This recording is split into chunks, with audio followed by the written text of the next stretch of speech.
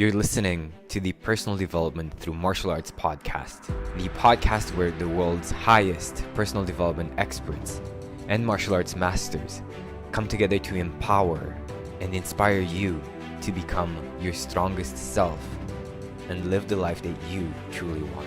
Join host Bogdan Rosu, author, public speaker, and the founder of the first personal development through martial arts school in the world, in the podcast where you become the hero.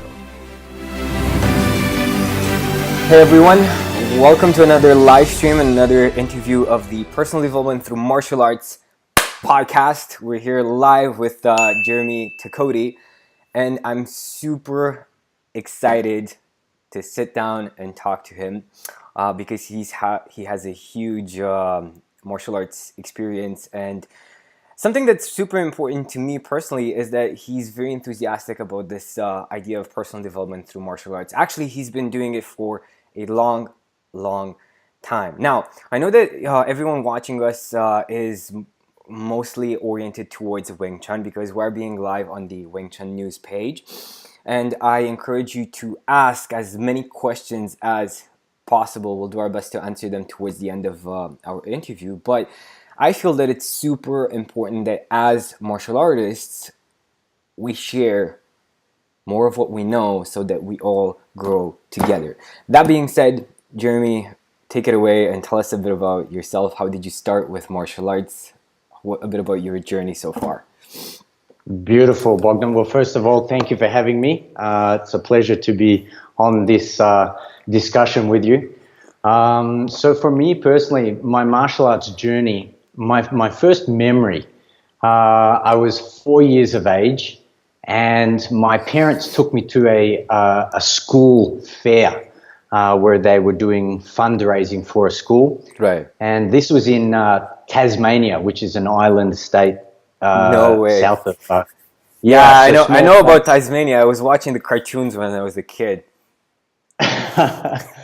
So and so there was a karate demonstration at this school fair. I think it might have been a Goju karate. I'm not sure. Okay. But I saw a demonstration where the sensei broke through some bricks with his bare hands, and at 4 years of age, I was just like, "That's impossible!" Like, wow! Like I was really impressed, and my parents weren't very enthusiastic about me watching. They dragged me away. I kept coming back to look, and I think from that moment on, I sort of fell in love with the martial arts. When I came home, I was trying to break things. My parents probably thought I was mental, but so from some of my earliest memories, I still have curiosity and interest in the martial arts. I love that. Yeah. And for everyone watching, guys, let us know in the comment section what was like the first time you saw somebody breaking something with their bare hands, and did you start doing it as well? Or let us know what was your first contact with martial arts. Awesome. So what followed after that? Yeah, so it was probably a little while after that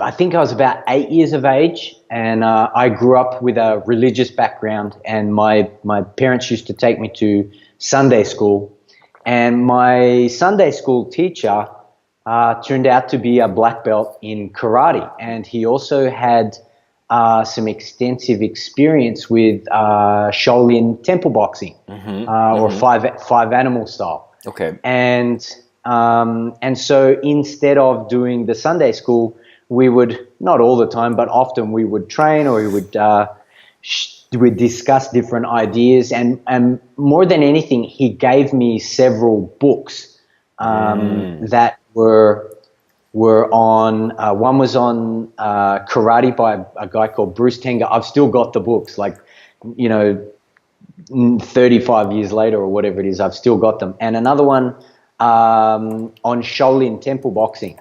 And they had a profound influence on me, and I probably didn't appreciate it how much at the time. But I guess one of the things working with him, one of the first things I asked him was, how do you break a brick? As soon as I found out that, you know, he was a karate black belt and he'd studied, you know, kung fu or different martial arts, I was like, how do you do it? Because to me it was impossible. Yeah. And so his answer to me back then, and again, as a young child, I guess pretty impressionable, he said, look, first of all, you need the knowledge, like how to set the brick up, where to strike it, how to, you know, position your hand. Because if you don't set it up correctly and if you don't hit it in the right way, you're going to hurt yourself. Right. And so secondly, you actually have to prepare yourself. So you need to know how to do it, and then you need to prepare yourself physically to be able to do it. But most importantly, you need to be able to break the brick in your mind before it's possible. And that really stuck with me. Like this idea of, okay, if I can visualize it, it becomes possible. So at the time he tied it back into some other quite common spiritual teachings to do with faith and this idea of when you look for something, the answer will come to you. Not always directly. Sometimes it will be somebody else by chance will come to you. Sometimes like you'll get an idea or a little whisper in your head that will have the answer. And sometimes the answer will come to you in a form that you don't expect. But he's like, if you put your mind to something and you're very clear with the intent or the question, the answer will come. The answer will come. Yes, I feel that and so way. So I was 8 years of age when we had that discussion, and you know, again, like years and years later, I'm more and more appreciating the power of that message and how much it affected my life. Just that ability to think, if I focus on this thing, this problem, this thing that I want an answer around, that somehow through all of these different methods that I will find a way or a way will find me. And I think the synergy between those two as a foundation for me and my martial arts journey, again, many years later, I'm appreciating how much of an influence that's had on me. Awesome. Yeah, it sounds like a very powerful personal development concept as well. You know, it comes with asking the right questions and then waiting for the answers to come. 100%. You know, like and this is where a great mentor or coach in your life will often speed up the process of personal development. They will ask you really good questions, not necessarily even giving you the answer. I'm sure they even know the answer, but a really great coach will encourage inquiry or further development through really good questions. And so, absolutely. If you can start from a framework of great questions, it opens up possibility. Whereas very often we end up looking at the world really just through what we know. Yes. And that limits our development because we're not actually open to learning. And so questions are great because that opens. So how did you end up teaching kickboxing, Muay Thai, and mixed martial arts, like Shaolin? That's quite a leap. Yes. Well, so from doing that little bit of an intro with Maurice Goulet, shout out to Maurice Goulet. He's on Facebook. I should tag him in this. Yeah. He was my Sunday school teacher. From there, I found a local karate school. I think it was Tsuyoi Karate at the local police youth club.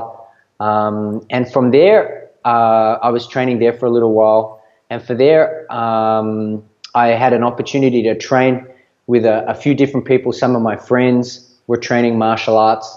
And I guess I got to explore a few different styles. Then I got introduced to a guy called Paul Kelsey, who was a student of a grandmaster, Chong Chul Ri, who was a Taekwondo grandmaster, one of the first masters to come out from Korea to Australia. So I started with that and got my black belt in that. And Before then, I'd had a chance to train with a friend of mine. Had made friends with a Thai chef. Okay. And he was cooking at a local Thai restaurant, and he used to come over to where my friend had a business, and we used to train out the back of that business. Not for very long, but for enough to sort of be exposed to Muay Thai and to learn. I didn't realize it at the time. It was more Muay Thai, or the Muay Boran. So that had trapping hands in it. That had sensitivity drills, which later on when I've been to Thailand and traveled all around Thailand.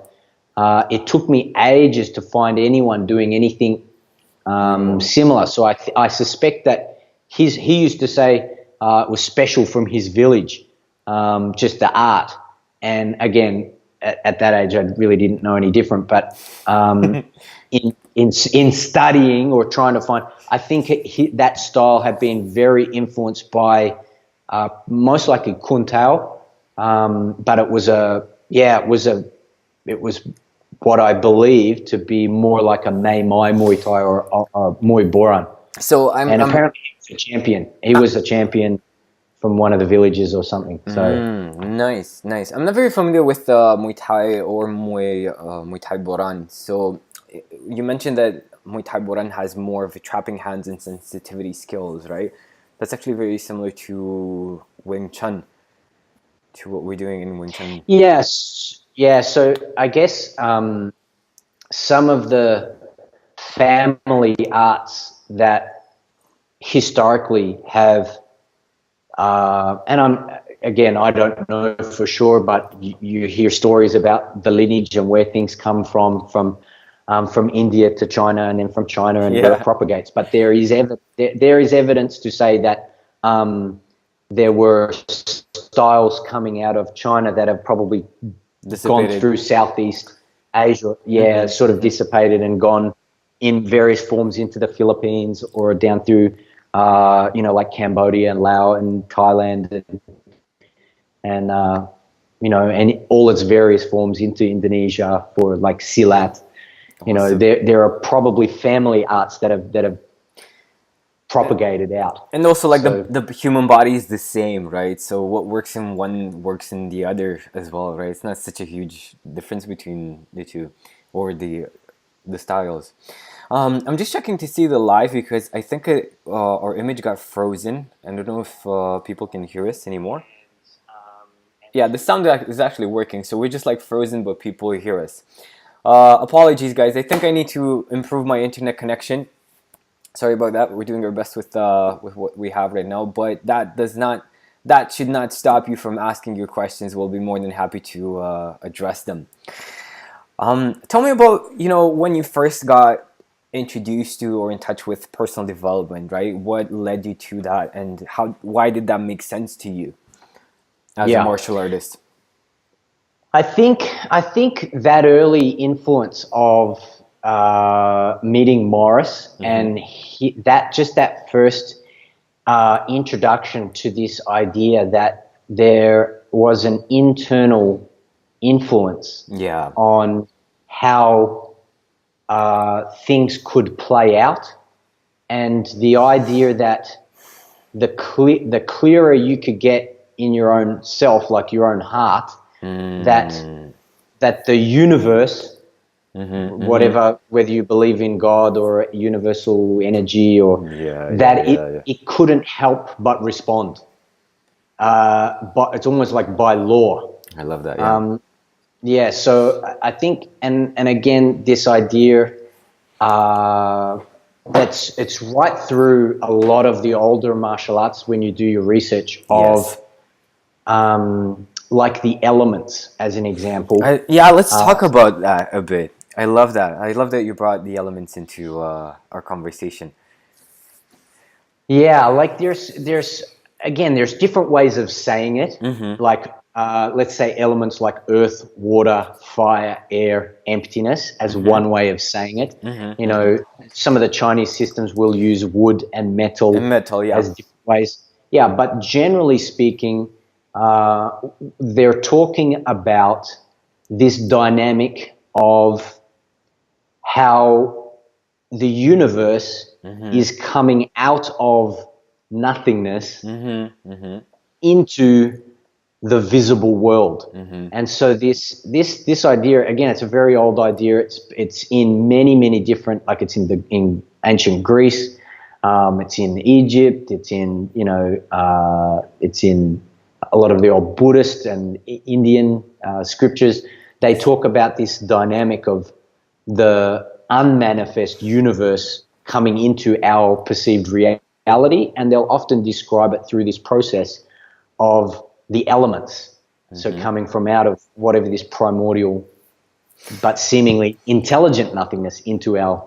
People who are fans of The Secret are going wild right now listening to us. Well, there's truth in that. There's some things missing from The Secret, but this idea of when you put your mind to something as a clear intent, it opens opportunity. Now, the universe, I also believe, works to do with equal and opposite exchange. And so you will, if you put your mind to something, it's almost like Google. If you type into Google will give you an answer. And so your mind and the universe is kind of doing the same thing. But in order for you to take that next step, Google is like your attention, like your ability to see things in terms of your mind and your body. Right. And so when you focus on something, and we're doing this all the time, you will start to see opportunities. And so then to make the next step, you have to do something, have to take action, have to do, potentially take some sort of action where there's an equal and opposite exchange to have value for the thing that you're wanting to create or experience. I love that. That's not always the case, but there's definitely... Like the first time I heard about this concept was from Tony Robbins, and I think it's in neuroscience. They call it the reticular activation system. Exactly, Yep. like that moment that you buy, and it actually happened to me, right? Because my dad's dream when he was younger to have like this chopper, right? To buy a chopper, and he bought this bike, right? And he's 60. He bought a bike when he was 60 years old, right? And I started riding around with his bike as well. And after I did that, I just noticed bikes everywhere, right? Everywhere I would go, I would notice like a bike there, right? Yeah. I don't notice them anymore because I don't ride. We sold the bike, right? But then it's just like that, right? So when you're That's exactly what it is. Yeah, It's not that bikes were never there. It's just that your awareness to the idea of bike is heightened, and so your ability to pay attention to those minor cues for bike are heightened, and that's the power. That's really the power of when your emotions are connected to it. Like, because if you love something, you'll see it. If you hate something, you'll see it. Exactly. So it's actually, and this is one of the things that perhaps The Secret may or may not discuss, but there is a polar opposite to a lot of things. So in the sense of sometimes when you are aware of the wanting of something, it also heightens the awareness of the not having. Exactly. Yeah. And so, which raises an interesting framework for understanding this process of the mind-body connection, is training yourself to focus on the having of it before you have it. And I think gratitude is a huge component in that, right? Because I notice myself doing that as well, focusing on what I don't have, and then you create this state of not having. And exactly like you say, and you're just getting more of that because that's what you're focusing on. You're getting more opportunity to not have like the money, the impact, the relationships and stuff like that, right?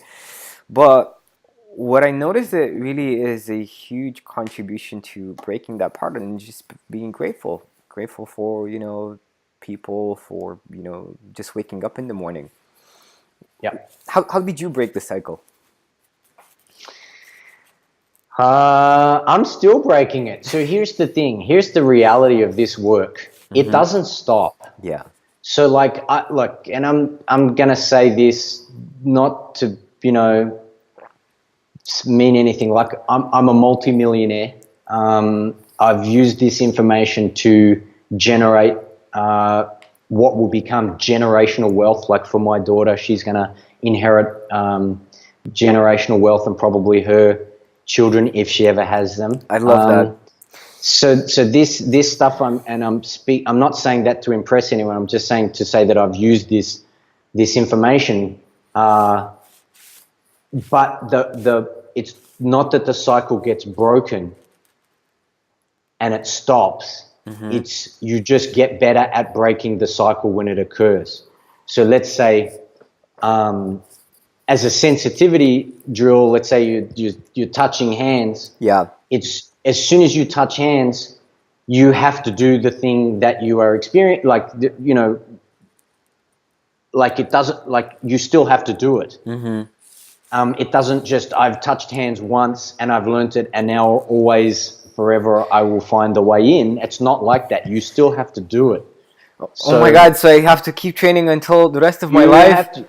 You have to keep doing it. It's like you have to keep consciously choosing the internal framework of that love and gratitude. That's the connection. I call it the sixth attention, and I'm sure we'll get into this. There's 7 attentions that follow this energetic hierarchy between the elements. The sixth attention, which is basically the gateway to the creation of things, is you connect to that through appreciation, through gratitude, through love and connection.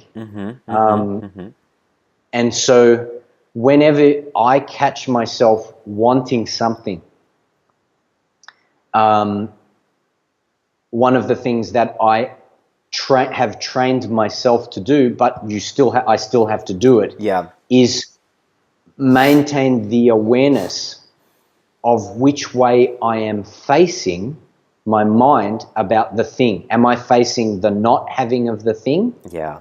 Or am I facing the having of the thing, the feeling that the thing gives me, and the gratitude of having the thing even before I actually have had the thing? I love that. And so that is an art. That's an art form. For everyone watching, guys, let us know in the comment section if this stuff makes sense or if you think we're bonkers. We're both crazy. We want to know. Awesome. So are you teaching? Yes, it's a big subject, but it's like layers to it. And my limited experience with Kung Fu, I've trained some a little bit. I've trained some Silat. I've trained some other, some martial arts that have similar themes. But there are layers to it. You think you understand it, and then you're like, oh my God, you go another layer deeper, and then you think, and then you go, oh my, and then it happens again. And most martial arts will have elements of that. And this idea of the mind and the mind-body connection and the way that we're experiencing reality is definitely like that. Do you like feel there's like do you feel like the mind and the body are actually one and the same, but we somehow decided to separate them just like for language purposes? Or do you feel that they're like 2 separate entities? Because I love your video that you posted a few days ago about the mind, body, and soul connection. Do you feel like they're one and the same, but we actually separated them just to have like more of an physical experience? Yeah. Great question. So there's 2 ways to look at this. One is from the here and now, like how am I experiencing reality? Okay. And from the here and now perspective, I believe there are 3 separate things. So this is one way of looking at it. Okay. So I'm aware that I have a physical body. And as an extension of having a physical body, my body receives information through 6 major senses, so sight and touch and taste and hearing and smell, and my thoughts. So those thoughts can appear as language, mathematical, but also can re-represent all of the other senses. And so the extension of those senses beyond what the raw data of information coming into my body is mind. So my mind can think about memories of the past. It can recreate almost the entire gamut of previous experience, even though it's no longer happening. Yes. So that's your mind at play. It can also project out into the future. Yes. And it can imagine. And so your mind is unquestionably an extension of your body from this perspective. And so in terms of understanding the mind and body connection, it's impossible to totally separate the two.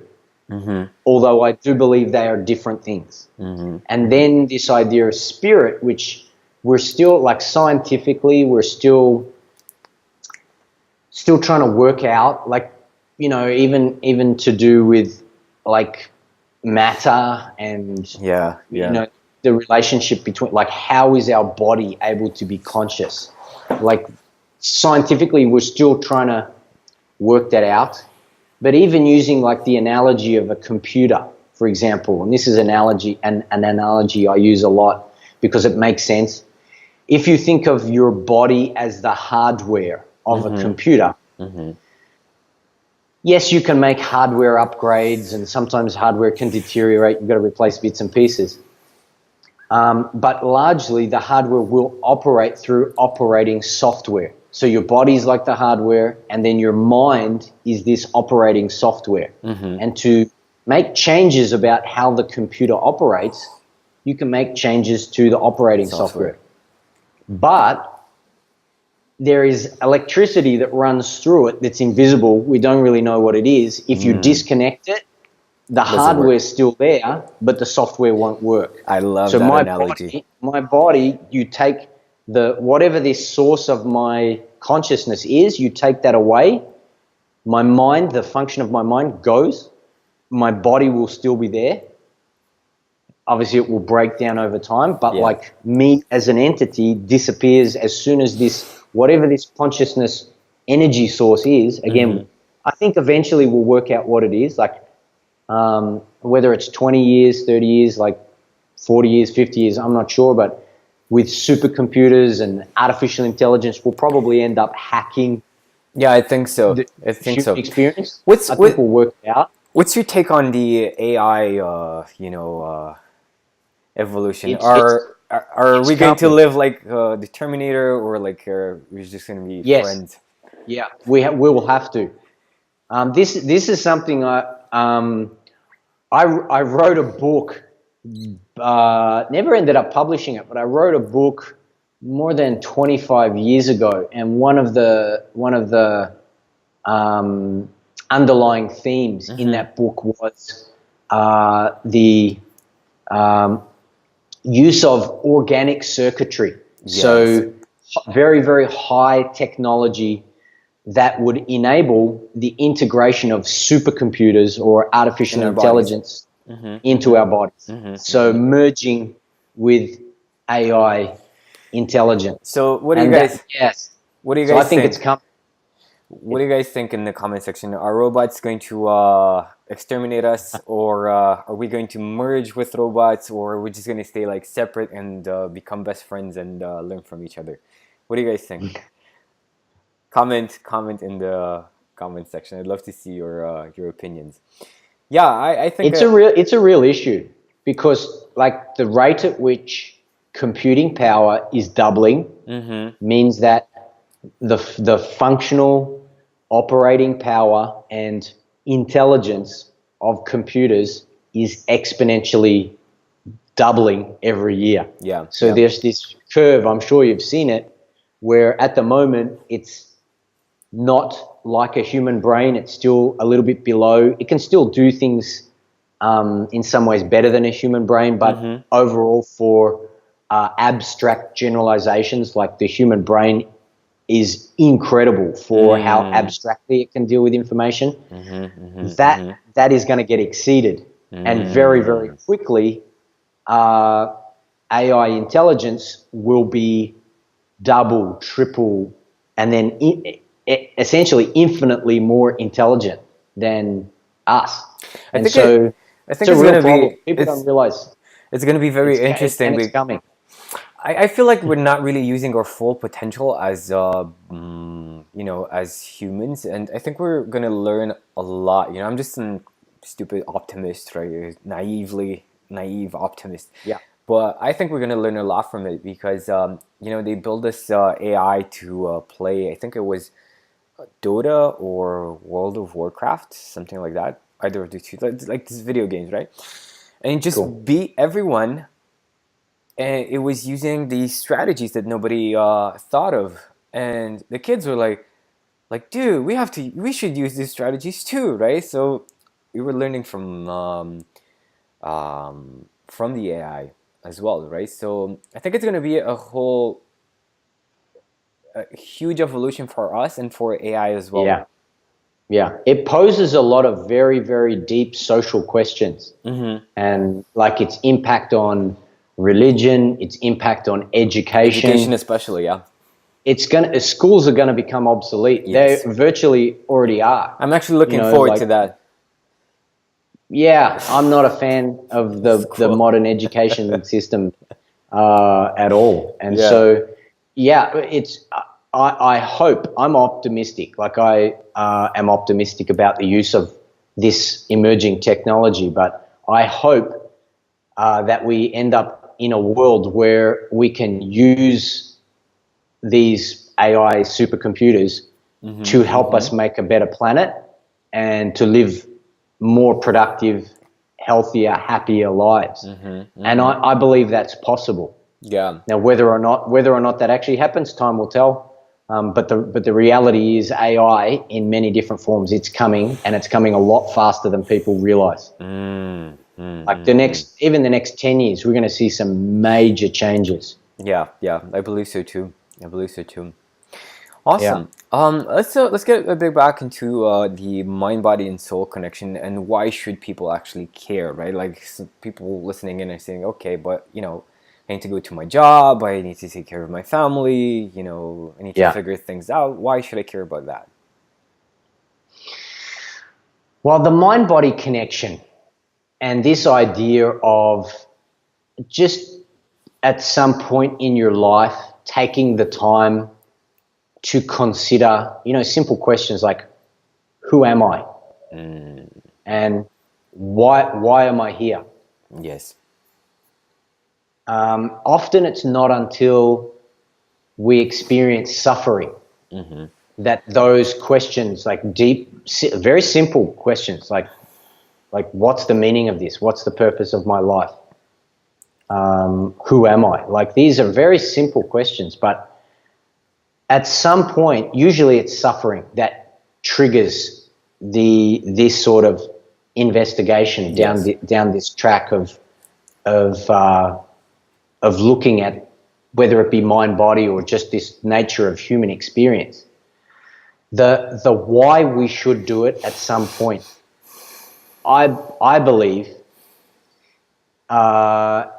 is that there is a potential for making the most of your life in the sense of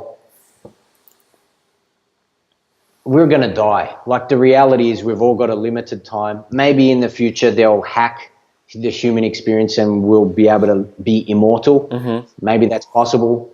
There's certainly people spending billions of dollars trying to work that out. Yeah. But at this point, we're not, or certainly I don't have access to that sort of technology. So for most people, we're going to die. So we've got this limited time. And for anybody that's had life or death experiences, I've certainly had several, or come close face to face with death as an experience, it causes you to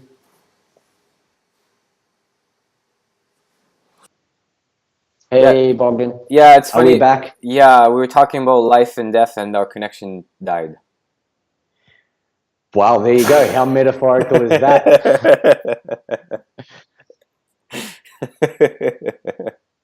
That was funny. Yeah, yeah. There's a metaphor for Yeah. you. So Yeah, so look, this idea of why looking at the mind and body connection and why it's important, like usually we discover it through pain and suffering yes.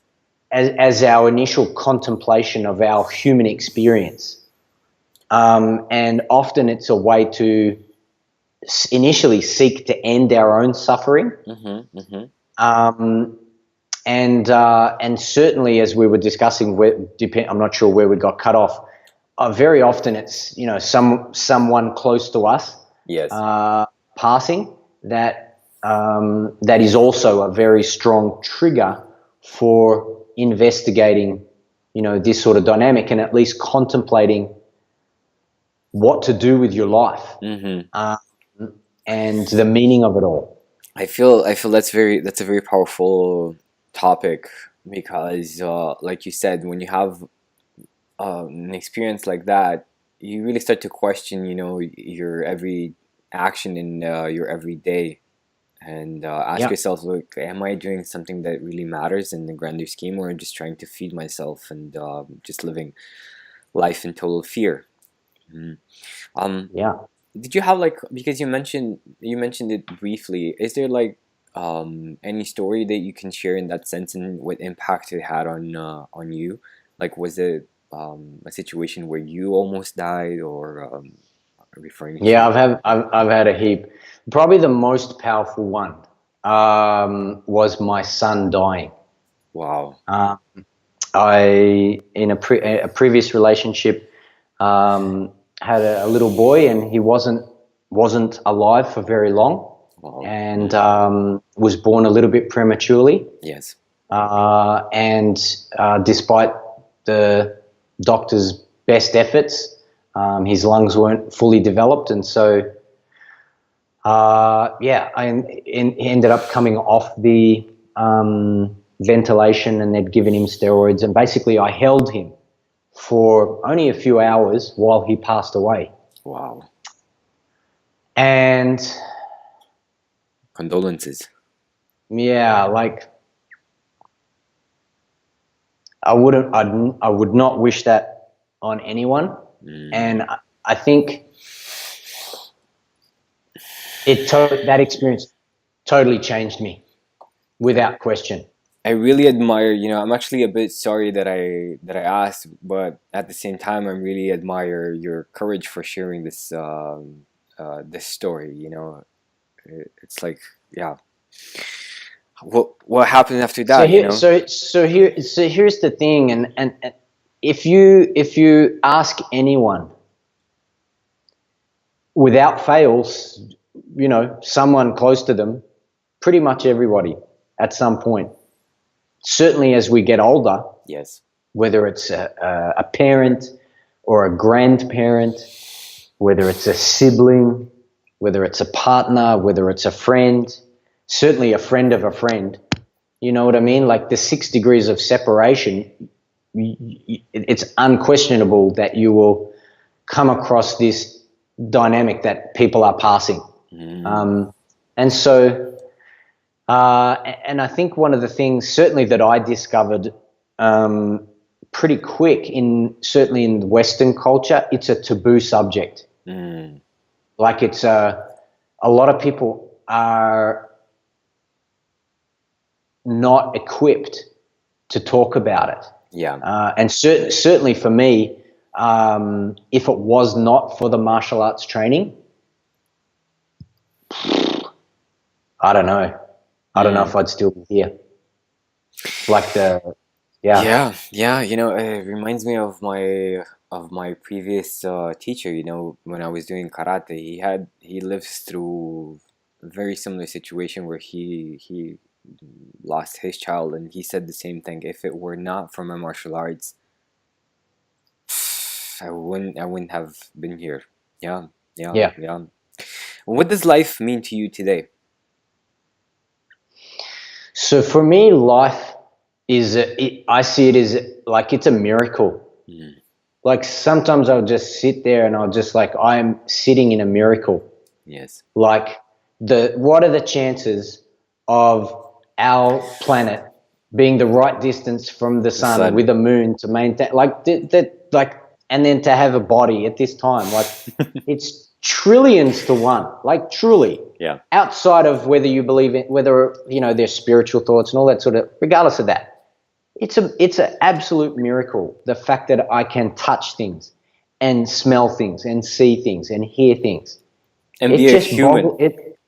It just blows me away. Like, I love that. And sometimes it's actually overwhelming. Like just sitting there realizing like even ordinary moments just suddenly become extraordinary. Like it's very hard to explain. Do you guys feel that, right? Everybody listening in or everybody watching, like, do you feel this sensation of life going through you right now and being inside of you, and how blessed and, you know, lucky we all are for just being here? Because it's like no matter where you are, you can overcome your situation just by, you know, by the fact that you're listening into this conversation, you're becoming smarter. So yeah, let me know if you guys feel it. Right? I don't know how to describe it, but let me know if you feel it. Just type yes in the comment section if you know what I'm talking about. I love that. I love that. Do you do it like just regularly, waking up in the morning, or is it just something that comes and just, you know, just takes over? Both. So sometimes I'll do it deliberately. Yes. Where I'll deliberately remind myself to be present. And then other times it just hits me. Like it could be the simplest thing. Yeah. Like right now it's raining and I'm looking at how there's a puddle forming and there's light coming down, and I'm just like, I could very easily just disappear into that.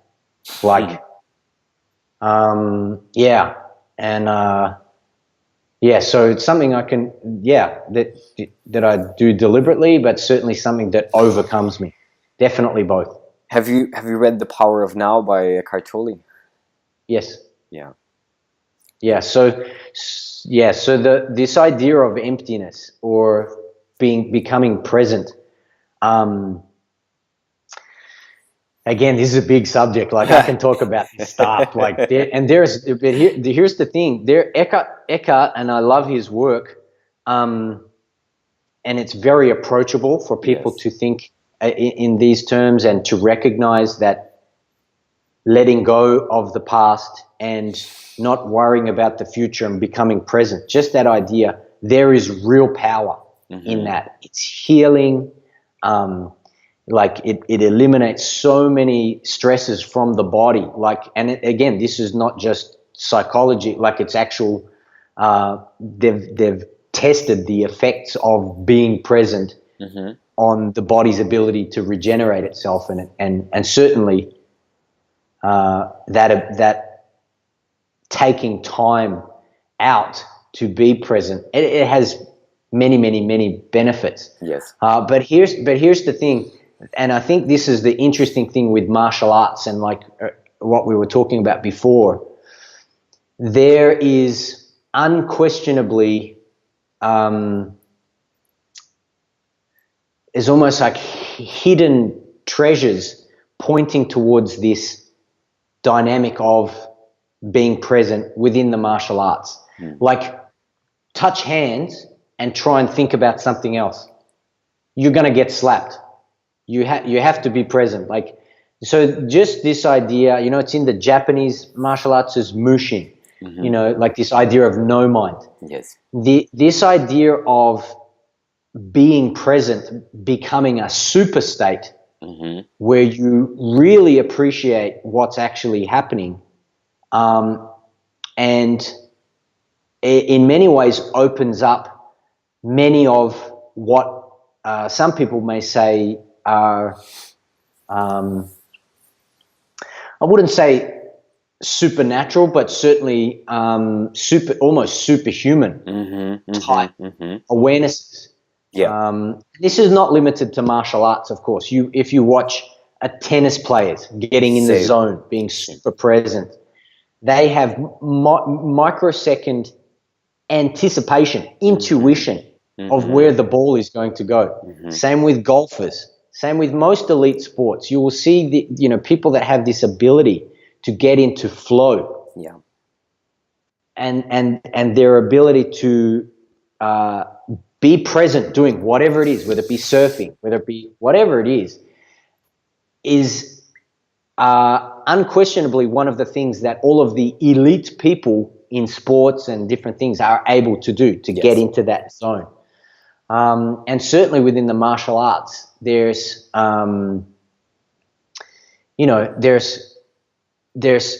very clear repercussions if you are not present. Absolutely. I'm a big fan of jiu-jitsu. I've been a practitioner of Brazilian jiu-jitsu for more than 20 years, and in a sense, it's the same. You grab a hold of somebody, and if you are not present, you're gone. It's the same in our. Like for Wing Chun, we do our cheese out and trapping hands. It's the same, or just like sparring and long distance sparring. You need to be there 100%. And guys, if you don't know what we're talking about, a great resource in that sense, you're just watching the movie Way of the Peaceful Warrior. It's from Dan Millman's book. Excellent movie. Like I remember the first time I watched that movie, the next day, like everything was different. Like the leaves were different. They were moving in slow motion. I would hear everything, like everything heightened. Or that scene in The Last Samurai was saying, "Oh, you mind the people walking the street, mind the sword, mind the stuff." I said, "No mind." Yeah, amazing. Jeremy, thank you so much for your time. I really loved our conversation together today, and I'm really happy to see that more people see this connection between personal development and martial arts. And I love it that you're going into spirituality so deep, and you're teaching this subject to everyone that gets in contact with you. I would love it if you would ask everyone watching or listening to us, what would be one question that you would like to ask them? So I'm a big believer that the real purpose of martial arts is to help the practitioner, like to protect the practitioner while they find and fulfill their life's true purpose. So the real purpose of martial arts is to protect and empower the practitioner so that they live and are strong to find and fulfill their true purpose. And so the question that I would ask the listeners is, what is your purpose? Ooh. Like if you were to die tomorrow, what would you regret? I love Do you have unfinished business? I love that. Yeah, attend to that. I love that. There's a couple of questions. That is so deep. That is so deep. Guys, I'm looking forward so much to reading your answers. And go ahead and connect with Jeremy. Jeremy, where can they find you? So here on Facebook is probably the easiest way to get a hold of me. So Jeremy Takoti, just search me. I do have a business Jeremy Takoti page that I'm starting to use a bit more because I'm running out of room to have more friend connections, as silly as that sounds, on Facebook. Yeah. So I definitely use Facebook as a connection tool. So hit me up on Facebook, and be great to connect. And again, I appreciate your time putting this together. It's definitely a great way and a great thing that you're doing, that makes a difference. So thanks, Bogdan, for your time today too. Thank you as well. I loved our conversation. Okay, guys, let's hear your answers in the comment section. And until next time, keep being awesome. Share your knowledge and use your martial arts to protect yourself, so that you can also find your life's purpose. Bye. Okay guys, thank you so much for listening in. I hope this was super valuable for you. And also, to get notified every time I post a new video on this YouTube channel, go ahead and subscribe. And if you want to have unstoppable self-confidence without seeming arrogant, there's a link in the description where you can download the free report. And if you want me to personally help you with your martial arts training so that you get more speed, power, precision, stability, and have a deeper understanding of your body, you go ahead and you check the link for our online academy, which you will find, of course, in the description. And please go ahead and give us a rating on iTunes. It does help and it is very much appreciated. I'll see you next time.